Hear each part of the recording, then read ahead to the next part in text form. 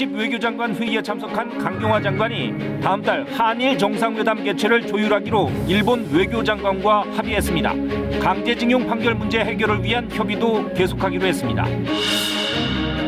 일본 수출 규제를 논의할 한일 국장급 대화가 재개되면 우리 정부는 수출입 관리에 문제가 없다는 점을 집중 부각할 전망입니다.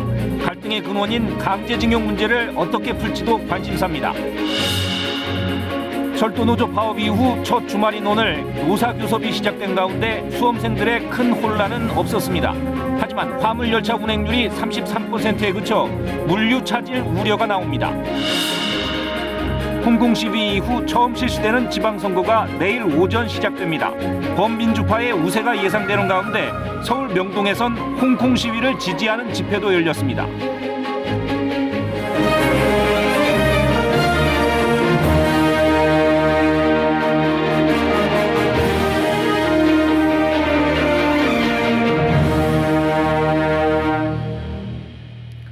여러분 안녕하십니까. 토요일 밤 9시 뉴스입니다. 한일 군사정보보호협정 지소미아 조건부 연장 결정이 나온 지 하루 만에 한일 외교장관이 일본에서 만났습니다. 회담은 예정된 시간을 넘어 35분 동안 이어졌는데 한일 정상회담 개최를 조율하기로 했습니다. 다음 달 말 중국에서 문재인 대통령과 아베 총리가 만날 가능성이 높아졌습니다. 이렇게 일단 대화는 재개되는 분위기입니다. 그러나 양측의 입장차는 여전했습니다. 먼저 나고야에서 황현택 특파원이 보도합니다. 지소미아가 조건부로 연장된 첫날 얼굴을 마주한 한일 외교장관. 강경화 장관과 달리 모태기 일본 외무상은 인사하는 내내 굳은 표정을 유지했습니다. 비공개로 전환된 회담은 예정된 15분을 넘겨 35분 동안 이어졌습니다. 한일 외교장관은 다음 달 말 중국에서 열리는 한중일 정상회담을 계기로 한일 정상회담을 추진하기로 했습니다. 한일 정상회담이 성사되면 지난해 9월 이후 1년 3개월 만이 됩니다. 그 사안도 그 회담에 나와서 서로 그 회담이 가능할 수 있도록 조율해 나가기로 했습니다. 양측은 지소미아 조건부 연장으로 시간을 벌었다는 면에서 긍정평가했지만 현안에는 이견을 보였습니다. 강 장관은 특히 한국에 대한 부당한 수출 규제의 조속한 철회를, 반면에 모태기 외무상은 강제징용 판결로 한국이 국제법을 위반했다며 시정을 촉구했습니다.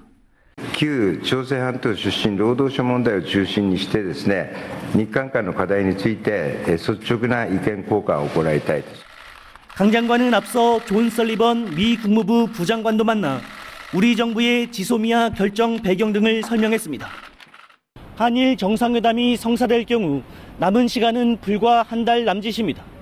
그전까지 강제징용 문제에 대한 해법 찾기가 한일 양국 간 최대 정점으로 부상할 전망입니다. 나고야에서 KBS 뉴스 황현택입니다. 지소미아 조건부 연장, 이 자체를 두고도 시각차가 있습니다. 한미일 세 나라의 말이 모두 제각각입니다. 우리 정부는 일본 태도에 따라 언제든 종료할 수 있다. 즉 지켜보고 종료할지 말지 결정하겠다는 얘기로 들리는데 특히 미국 정부는 한국이 지소미아를 갱신했다라고 못 박아서 표현했습니다. 조건부 연장으로 생각하지 않는 듯한 태도입니다. 이런 차이를 어떻게 봐야 될까요? 이정민 기자가 살펴봤습니다. 한국은 지소미아를 조건부 연장한 이유가 수출 규제를 풀기 위한 대화 시작에 따른 것임을 분명히 했습니다. 수출 규제를 해제하지 않으면 언제든 종료를 다시 강행한다는 겁니다. 언제든지 한일 군사 비밀 정보 보호 협정의 효력을 종료시킬 수 있다는 전제하에 청와대는 오늘도 일본이 한국에 대한 수출 규제와 백색 국가 제외를 재검토할 의향을 보였기 때문에 지소미아의 조건부 연장을 결정했다고 다시 한번 강조했습니다. 반면 일본은 수출 관리와 지소미아는 별개라는 입장을 굽히지 않고 있습니다. 한국의 결정은 한일, 한미일 협력을 위한 전략적 관점의 자체 판단이라는 겁니다. タイミングが同じではないかというご指摘はご指摘ではありますけれども基本的には全く関係がございません. 이런 가운데 그간 지소미아 연장을 한국에 강하게 압박했던 미국은 한국의 지소미아 결정을 갱신으로 표현하며 환영한다는 뜻을 밝혔습니다. 우리 정부가 조건부 연장임을 강조한 것과 차이가 납니다. 미국의 의지가 또 의도가 반영됐다라고 생각을 합니다. 지소미아가 그만큼 미국한테는 자발적 이해이기 때문에 다시 이 문제가 발생하지 않고 사실상 지속되고자 하는 그런 의도를 포함한 외교부 관계자는 큰 틀에서 한미 간 이해에 차이는 없다며 협정 형식상 우리 측이 언제든 필요할 때 지소미아를 종료할 수 있다고 밝혔습니다. KBS 뉴스 이정민입니다. 네, 이렇게 입장차가 존재하는 상황에서 이제 다음 수순은 한일 양국이 합의한 국장급 대화입니다. 이 자리에서 본격적으로 일본의 수출 규제 문제를 논의하게 될 텐데 양측의 견해차를 좁히기는 쉽지 않아 보입니다. 쟁점이 무엇인지 박대기 기자가 취재했습니다. 지난 7월 일본의 일방적인 수출 규제 조치 이후 우리 요청으로 열린 과장급 협의. 일본은 굳이 설명회라고 써붙여가며 협의는 아니었다고 주장했습니다. 今回の措置というのは技術管理、これを適切に実施する上で必要な日本国内の運用の見直しであって、協議の対象ではなくその撤回は考えておりません。 이후 대화는 끊겼고 우리 정부의 WTO 제소에 따른 국장급 양자 협의만 2차례 열렸습니다. 양국 간 대화 재개 합의가 일본의 태도 변화로 읽히는 이유입니다. 산업부 관계자는 한일 수출관리 당국 간 첫 대화라고 의미를 부여했습니다. 그렇다면 대화 재개가 수출 규제 철회까지 이어질 수 있을까? 일본은 그동안 수출 품목이 제3국으로 흘러갔다고 주장해왔는데 우리 정부는 수출입 관리가 철저했다는 점을 충분히 설명하겠다는 입장입니다. 특히 수출 규제 이후에도 개별 허가들이 이루어졌는데 이 품목들의 수출입 관리에 문제가 없었다는 점이 확인된다면 규제 철회도 기대할 수 있다는 겁니다.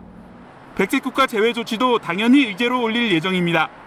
정부는 또 WTO 패널 설치, 즉 1심 재판을 추진하던 상황.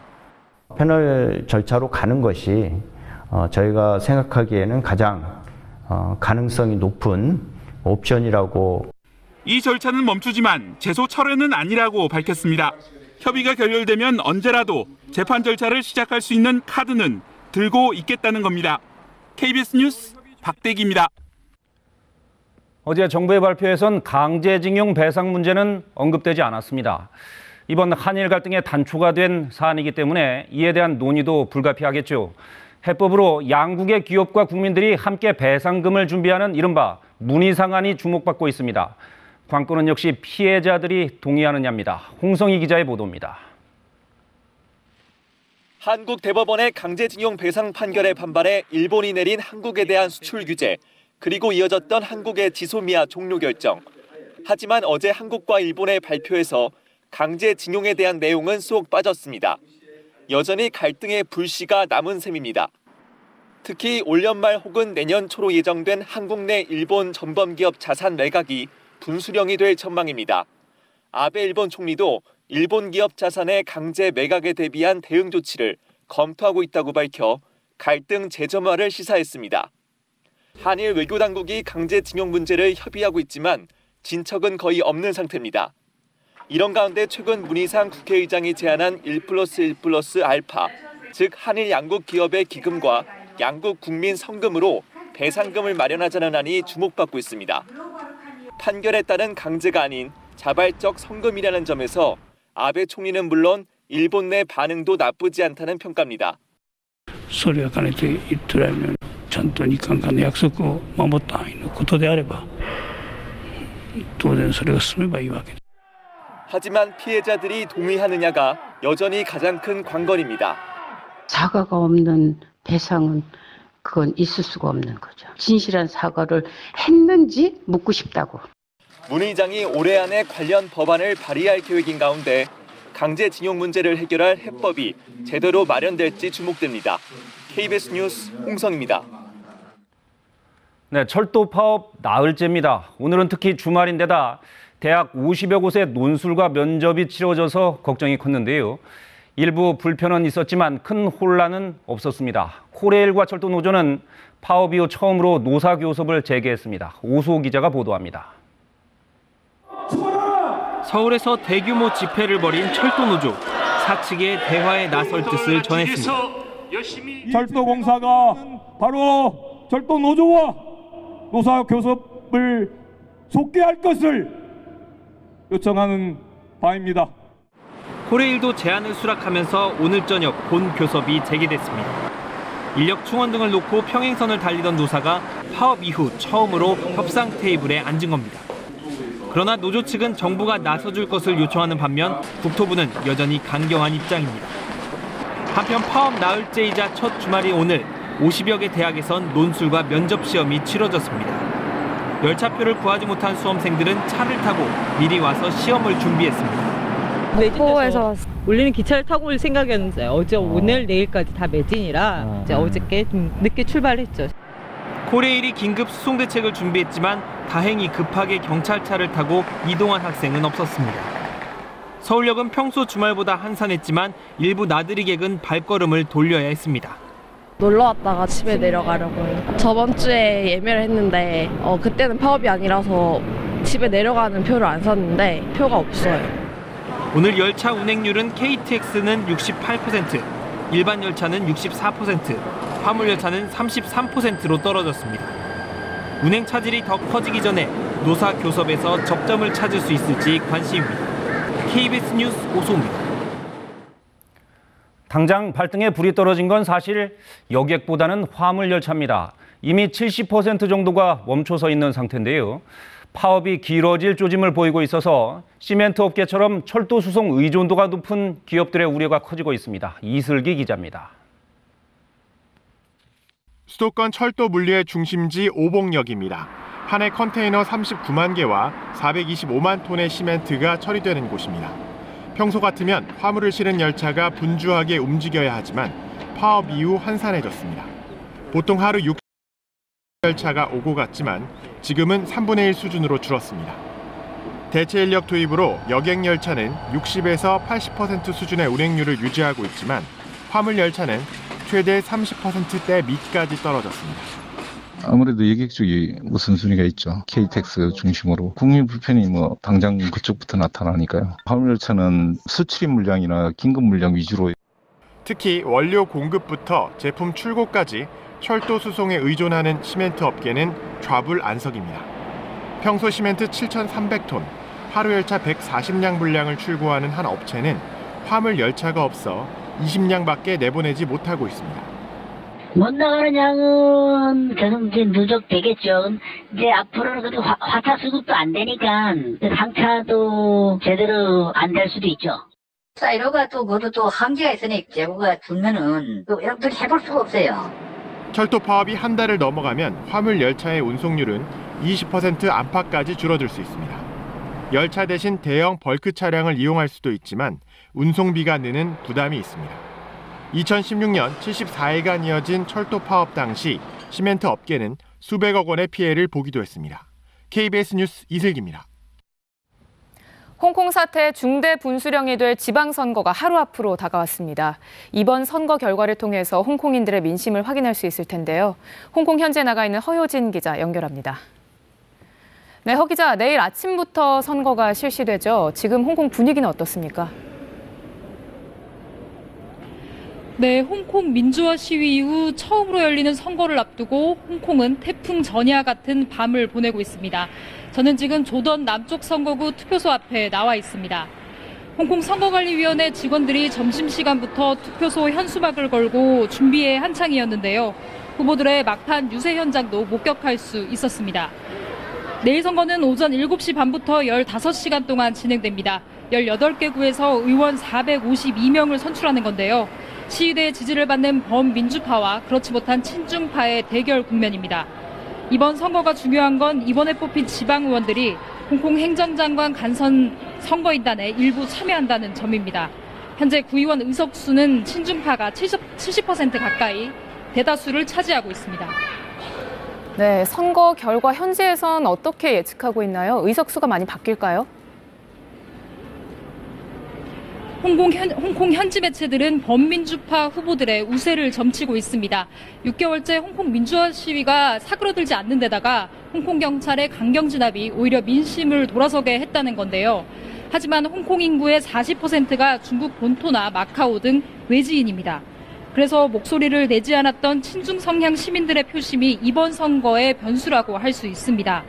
이곳에선 범민주파가 지금의 3대7 구도에서 5대5 정도로까지 의석수를 차지해도 홍콩 정부의 위상은 더 위태로워질 거라고 말합니다. 이런 점에서 이번 선거가 홍콩 민주화 시위 향방의 중대 분수령이 될 거라는 점은 확실해 보입니다. 네, 선거 결과를 지켜봐야겠습니다. 허효진 기자였습니다.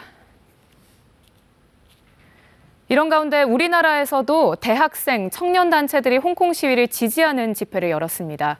중국 정부의 강경 진압을 비판하며 중국 대사관에 항의 서한도 전달했습니다. 우한솔 기자가 취재했습니다. 검은 옷과 마스크를 착용한 참가자들이 한자리에 모였습니다. 홍콩 시위 과정에서 희생된 홍콩 시민들을 추모하고 중국 정부의 강경 진압을 비판했습니다. 자유를 위한 투쟁이다. 홍콩과 연대하자는 구호도 외쳤습니다. 최근 대학교에 붙은 홍콩 지지 대자보들이 잇따라 훼손됐다며 우려했지만 일방적인 반중 정서는 경계했습니다. 우리의 관점은 홍콩 대 중국 프레임이 되어서는 안 됩니다. 조롱을 퍼부은 것도 일부 중국 유학생들이었지만 그 현장에서 저를 가장 옆에서 지켜준 것도 중국 본토 유학생이었습니다. 참가자들은 사전 집회를 마친 뒤 서울 명동을 거쳐 주한 중국 대사관까지 행진했습니다. 홍콩을 지지하는 학생 등 시민들은 구호를 외치면서 이 관광객들이 지켜보는 가운데 도심을 행진했습니다. 홍콩 시민들의 5대 요구를 지지한다는 의미로 손바닥을 펼쳐 보이는 사람도 있었습니다. I think we have to keep fighting. We need more voices, and probably one day, Beijing administration will back down a bit. That's what we need to do. 행진을 마친 청년단체들은 중국 대사관 측에 홍콩 시민들의 요구를 수용하고 폭력 진압을 중단하라는 항의 서한을 전달했습니다. KBS 뉴스 우한솔입니다. 서울의 한 유명 종합병원에서 척추 마취로 수술을 받던 20대 청년이 하반신 마비가 됐습니다. 이처럼 병원의 과실로 피해를 입더라도 소송에서 이를 환자가 입증하긴 참 어려운데요. 최근 1심 법원이 사고를 일으킨 이 병원에 과실이 있다고 보고 환자에게 15억 원을 배상하라고 판결했습니다. 피해자 어머니가 썼던 287일간의 병상 일지가 결정적 증거가 됐다고 합니다. 김진호, 이정은 기자가 이어서 보도합니다. 26살 김모 씨의 2년 전 모습입니다. 수술 전날까지 뚜벅뚜벅 걷는 모습이 또렷합니다. 하지만 병원에서 발목 철심 제거 수술을 받은 뒤 하반신 마비가 와 2년째 고통을 겪고 있습니다. 수술 직전 마취가 문제였습니다. 의료진이 김 씨 척추에 마취제를 주사한 뒤 마취제가 몸에서 얼마나 확산됐는지 제대로 확인하지 않고 수술에 들어간 겁니다. 김 씨는 이 과정에서 척추신경에 손상을 입었습니다.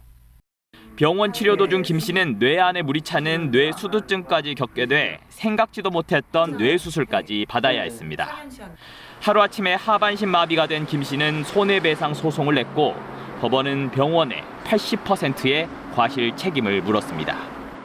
배상액은 15억 5천만 원입니다. 과학도를 꿈꾸던 김 씨가 평생 노동 능력을 모두 잃어버린 데 따른 법원의 결정입니다. 명백한 의료사고라고 봤지만 대형 병원을 상대로 한 김 씨 가족의 싸움은 힘에 겨웠습니다. 사고 발생 이후 승소 판결이 나오기까지 2년 반이 넘게 걸렸습니다.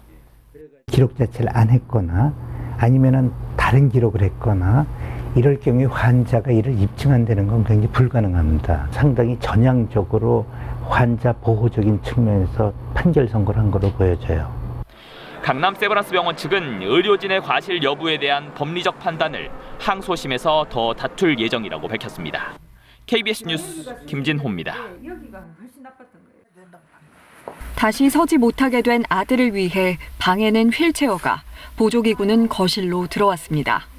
집안 풍경도 어머니의 일상도 변했습니다. 우리 애가 누군가의 도움 없이는 생존하기가 힘드니까 지금 상황이. 하지만 달라지지 않은 하나는 엄마의 메모 습관입니다. 김 씨 어머니는 지금도 매일매일 기록을 합니다. 수술 직후부터 아들이 고통을 호소하자 어머니는 우선 적어야겠다고 생각했습니다.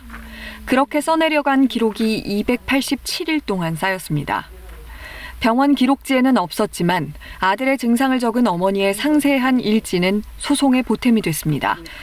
강남 세브란스 병원은 척추 마취 과정에는 이상이 없었다고 주장했지만 어머니의 일지에는 마취가 제대로 안 돼 아팠다는 아들의 증언이 적혀 있었습니다. 우리가 계속 척추 마취 과정에서 이제 잘못이 있는 것에 대한 어떤 나름대로의 근거가 된 거예요, 이게. 소송에서 병원 측은 마취제 마케인 헤비에 대한 김 씨의 특이 반응 때문에 척수 경색 등이 생겼다고 주장했습니다. 하지만 가족들은 과거에도 김 씨가 이 병원에서 동일한 마취제로 수술받았고 당시엔 이상이 없었다는 의무 기록을 찾아 반박했습니다. 병원의 마취 기록과 어머니의 병상 기록을 토대로 법원은 결국 의료진의 과실을 인정했습니다. 마취 차단 레벨이라든지 그런데 뭔가 오류들이 이제 우리가 찾아낸 거예요. 그렇게 승소한 1심, 어머니는 그래도 아쉬움이 남습니다. 처치나 치료에서 그런 의료 행위 그런 거에 대해서 좀 더 제가 일관되게 구체적으로 좀 적었을 건데 좀 그러지 못한 점은 좀 아쉬워요. 어머니는 이제 법정 일지를 써가며 항소심을 준비하고 있습니다. KBS 뉴스 이정은입니다. 화성 연쇄살인 사건 피해자들의 넋을 기리기 위한 합동 위령제가 오늘 열렸습니다. 1차 사건이 난 지 무려 33년 만입니다. 경찰의 부실 수사, 강압 수사 의혹, 이춘재의 추가 범행 여부 등 아직 규명해야 할 게 많습니다. 천효정 기자가 위령제 현장을 다녀왔습니다. 화성 연쇄살인 사건 피해자들의 극락왕생을 빌기 위한 천도 연불이 집전됩니다. 유가족들은 피해자들의 위패를 모신 재단에 절을 올리고 돌아서는 길에 끝내 주저앉아 울음을 터뜨립니다. 피의자 이춘재가 살해했다고 자백한 실종 초등학생 김모양의 부모입니다. 죽을지 살지도 모르고 살았어요. 병들 때는 다 병들고 사람이 사는 건 알아요? 김양은 1989년 7월 7일 화성 태안읍에서 학교에서 돌아오다 실종됐습니다. 화성 8자 사건이 난 지 10달 만이었지만 경찰은 단순 가출로 결론냈습니다. 실종 5개월 뒤 인근 야산에서 김양의 유류품을 발견했다는 사실조차 김양 가족에게 알리지 않았습니다. 당시 수사 과정에 과오가 있었다면 그 역시 사실대로 숨김없이 밝히겠습니다. 그거로 30년 동안 감싸가지고 지금 속에 병이 나고 사람이 사는 게 아니잖아요, 이게. 당시 김양 사건을 부실 수사했다는 의혹을 받는 수사팀은 기억나지 않는다는 말만 되풀이하고 있습니다. 화성 8차 사건 때 억울하게 옥살이를 했다는 윤모 씨에게 경찰이 허위 자백을 강요했다는 의혹도 꼭 밝혀야 할 문제입니다. 경찰은 이춘재가 자백한 30여 건의 성폭력 사건을 수사하고 있지만 피해자들이 진술을 꺼려 어려움을 겪고 있습니다. KBS 뉴스 천유정입니다. 차량 서비스 타다를 둘러싼 논란이 가라앉지 않고 있습니다. 오늘은 타다 운전기사들의 얘기를 좀 해보겠습니다. 대부분 회사로 출근해서 업무 지시를 받고 일을 하고 있는데 이들은 타다 소속 근로자일까요? 아니면 개인 사업자일까요? 최강호 기자가 짚어봤습니다. 타다의 운전기사였던 김모 씨, 김 씨의 일과는 여느 회사원과 다름없었다고 합니다. 출근 뒤 차 배정부터 승객을 어디서 기다릴지까지 타다 앱을 통해 지시를 받고 움직였습니다. 기사와 배차표는 매주 공유됐고 불이익을 당할까 두려워 지시를 거부하기도 어려웠습니다. 공지사항에 이제 몇 번 결근하면 어느 정도 되고 무단 결근하면 이제 문제가 생긴다, 페널티가 주어지고.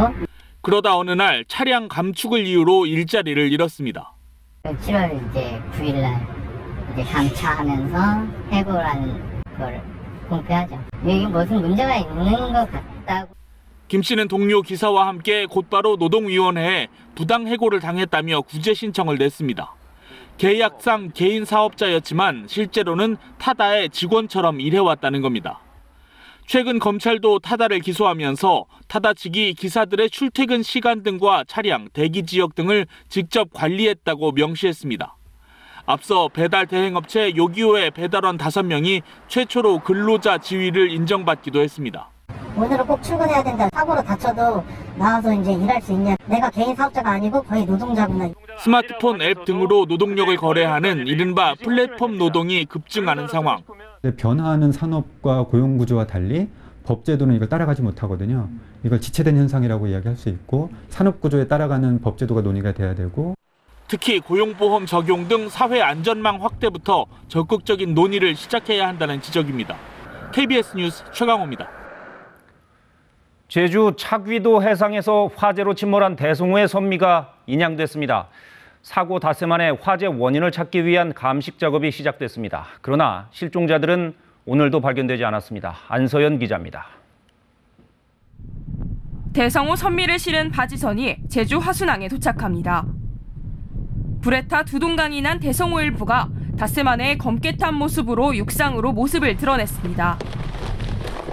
대성호 전체 길이 26m에 3분의 1가량인 8m 남짓 크기로 붉은색 밑바닥을 제외하곤 형체를 알아보기 힘들 정도입니다. 까맣게 타버린 선미 부분이 당시 처참했던 화재 현장을 고스란히 보여줍니다. 해경과 국가수 등이 참가한 1차 감식 결과 발화 흔적은 발견되지 않았고 실종 선원의 생체 조직이나 물품도 확인되지 않았습니다. 앞부분에서 불이 나 선미 쪽으로 번진 것으로 추정할 뿐 추가 정밀 감식이 필요합니다. 현재 위치는 선원 실쪽하고 뒤에 선미부 쪽에 연료 탱크라든지 그쪽 부위입니다. 종합적으로 판단해봐야겠지만은 아직까지는 알 수는 없습니다. 해경은 기관실 등 주요 장비가 몰려있는 선수를 찾기 위해 수중 수색을 하고 있지만 아직 성과는 없습니다. 실종자 11명을 찾기 위해 수색 범위도 넓혔지만 추가 발견자는 없습니다. 베트남 선원 가족들은 애타는 마음을 안고 바다로 나갔지만 수색 현장만 보고 발길을 돌려야 했습니다. KBS 뉴스 안서입니다. 이번 소식은 10대 자녀를 두신 가정이라면 함께 고민해볼 문제인 것 같습니다. 성병을 앓고 있는 청소년들이 해마다 크게 늘고 있습니다. 수치스럽거나 불편하다는 등의 이유로 쉬쉬하다 병을 더 키우는 경우가 많다고 하는데요. 청소년들의 성에 대한 적극적인 교육과 대처가 필요해 보입니다. 엄진아 기자입니다. 10년차 산부인과 전문의 정선화 씨. 10대 성병 환자를 진료하면 안타까울 때가 많습니다. 성병이 손쓸 수 없을 정도로 진행된 상태로 오는 경우가 많기 때문입니다. 일반 여성에게서는 뭐 한두 개 정도 나온다든가 할 경우에 아이들은 7, 8개가 한꺼번에 나온다든가 상당히 경악할 정도의 수준으로 10대 청소년의 성병 치료를 위해선 부모 동의가 반드시 필요합니다. 하지만 당사자가 고백을 주저하거나 부모가 치료를 망설여 때를 놓치기도 합니다. 부모님한테 얘기했을 때 너 노는 애야, 너 왜 그랬어, 남자친구 사귀었어? 이런 비난을 받을까 봐. 지난해 성병 진단을 받은 10대는 공식적으로만 12,000여 명, 최근 5년간 33%나 급증했습니다. 매독과 임질, 염증 등 질환도 다양합니다. 성병은 불임과 같은 심각한 부작용을 일으킬 수 있습니다. 사전 예방이 중요한데 청소년들이 학교에서 받는 성교육은 연간 14시간 정도입니다. 이마저도 예산 확보부터 교육 방식, 강사 선정까지 각 학교가 알아서 하는 시기라 부실하다는 지적이 나옵니다. 굉장히 아쉽죠. 이제 방송 강의를 요청을 하시는 곳들이 굉장히 많다. 알고는 계세요. 이게 방송 강의를 했을 때 전달력이 떨어진다는 거. 지난해 청소년 6만여 명을 상대로 한 조사에서 5.7%가 성관계 경험이 있다고 응답했고 성관계를 시작한 평균 나이는 만 13.6세로 조사됐습니다. 현실을 외면하기보다 적극적인 청소년 성교육이 필요한 이유입니다. KBS 뉴스 엄진아입니다. 한국 추상미술의 선구자 고 김환기 화백의 대표작 우주가 한국 미술품 경매 사상 최고가를 기록했습니다. 우주는 오늘 홍콩에서 열린 크리스티 경매에서 8,880만 홍콩 달러, 우리 돈으로 약 131억 8,750만 원에 낙찰됐습니다. 이전 최고 기록인 김화백의 다른 작품보다 50억 원 가까이 더 올랐습니다. 1971년작 우주는 김화백이 그린 가장 큰 추상화로 푸른색의 점들이 대형 캔버스 2개를 가득 채운 두폭화입니다. 국내 관객 1,000만 명을 돌파한 애니메이션 겨울왕국의 속편이 개봉하자마자 단숨에 극장가를 장악했습니다. 전편보다도 더 생생한 그래픽으로 관객들의 눈을 사로잡는다고 하는데요. 그 뒤에 숨어있는 최첨단 기술을 송영국 기자가 미국 디즈니 스튜디오에서 취재했습니다. 미국 로스앤젤레스의 디즈니 스튜디오. 겨울왕국2도 이곳에서 탄생했습니다. 자연의 여러 요소들이 마치 살아있는 존재처럼 구현된 것이 소편의 특징. 거센 파도도 하나의 캐릭터로 되살아났습니다. 물살의 크기부터 물방울 하나하나의 위치까지 컴퓨터가 움직임을 계산해 실감나게 만들어냅니다. Millions of particles, so we actually have to really kind of simulate this and actually work with environments to actually change the height of the ocean floor to be able to get the waves we were actually looking for.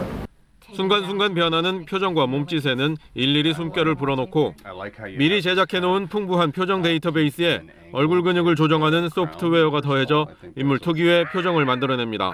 Every facial expression, breath, people see that. It's really just so that they don't see that and they just get sucked into the story. 바람 한 줄기까지 생생하게 연출하기 위해 가상현실 기기로 공기의 흐름을 분석했습니다. 인간은 자연과 함께 존재해야 한다는 작품 속 세계관은 그래픽과 캐릭터 디자인, 음악과 효과 등 모든 분야를 거치며 완성됐습니다. She is a powerful human and she has magic, but compared to nature, her powers are actually feel very small. 사전 예매 관객만 100만 명으로 출발한 겨울왕국2. 검증된 콘텐츠와 첨단 기술의 조화가 작품에 힘을 더하고 있습니다. KBS 뉴스 송영국입니다.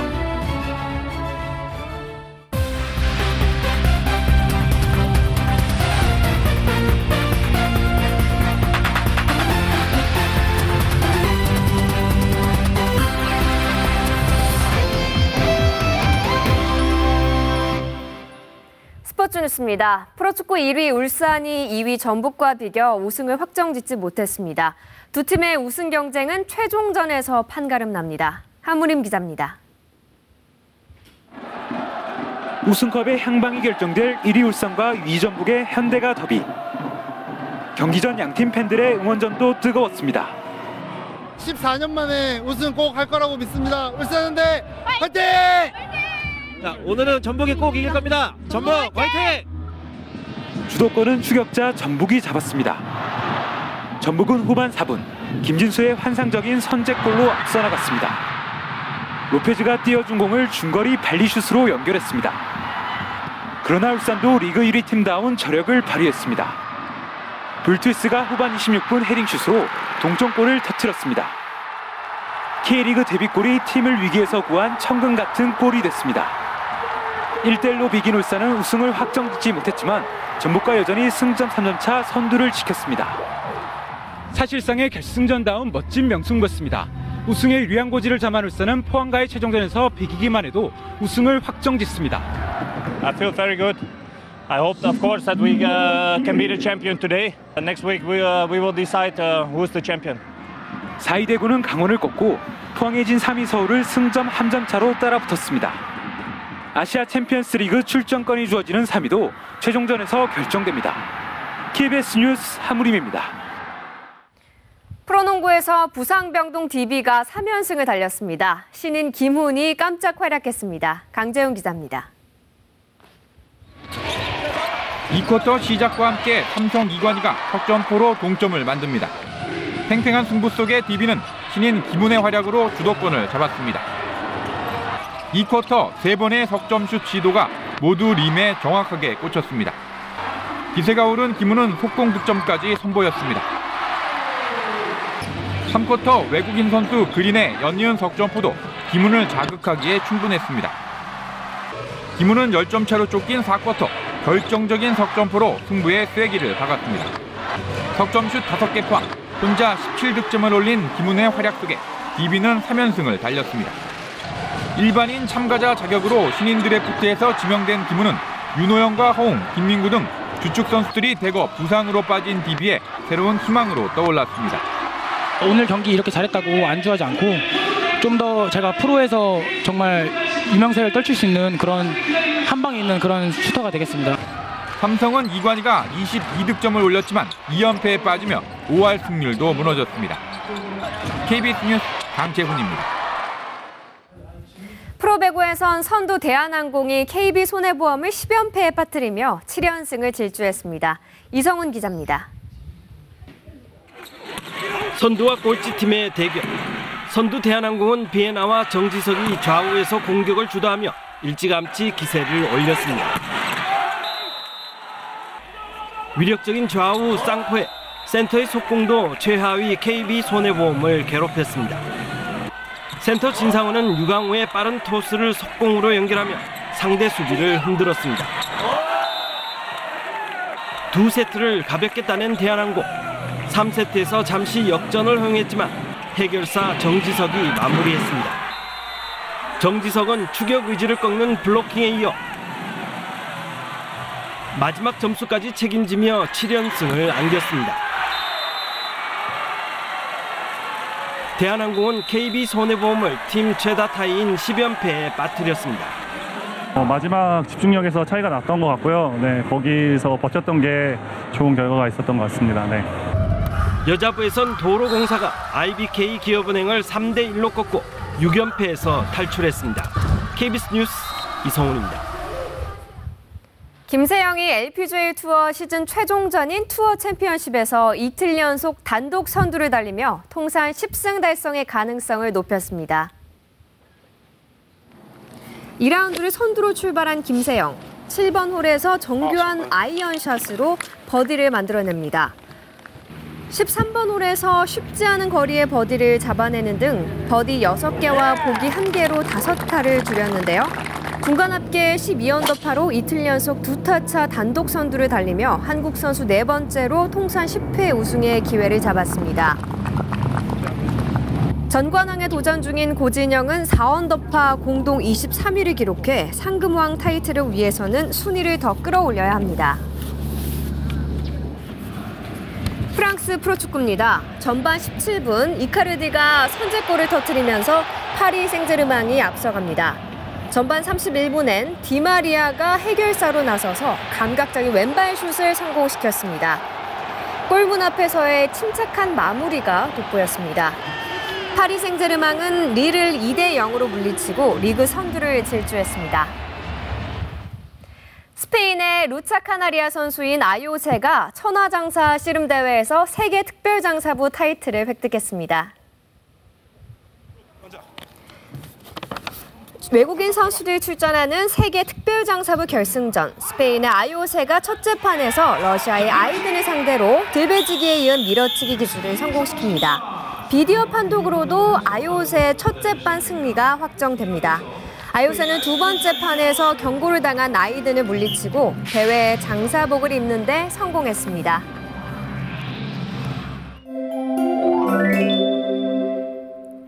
오늘은 날이 맑아서 나들이 하기 더없이 좋은 하루였는데요. 내일은 하늘 표정이 어두워지겠습니다. 제주와 남해안 지역에 내리는 비는 내일 오전까지 이어지겠고요. 중부지방은 내일 오후부터 비가 시작되겠습니다. 남부 내륙 지역은 밤에 또다시 약간의 비 소식이 나와 있습니다. 예상 강수량은 대부분 5mm 안팎으로 많지 않겠습니다. 하지만 내일 바깥 활동 계획하신 분들은 비 소식 잘 참고하셔야겠습니다. 이어서 내일 기온 보겠습니다. 중부지방의 아침 기온 춘천이 3도, 서울 8도 등으로 오늘보다 조금 높게 출발해서 한낮 기온은 강릉 20도, 청주 18도로 오늘과 비슷하겠습니다. 남부지방의 아침 기온 부산 14도, 광주 11도로 역시 오늘보다 높게 시작해서 한낮 기온은 20도 안팎으로 오늘과 비슷하겠습니다. 바다의 물결은 제주 남쪽 해상과 서해상, 동해상에서 최고 3, 4m로 높게 일겠습니다. 내일 밤 북서쪽에서 찬 공기가 밀려 내려오면서 월요일 아침 기온이 영하로 떨어지는 곳이 많겠고요. 또 월요일 강원 영동과 경북 동해안 지역은 다소 많은 양의 눈과 비가 내리는 곳이 있겠습니다. 날씨였습니다. 토요일 밤 9시 뉴스 마칩니다. 고맙습니다.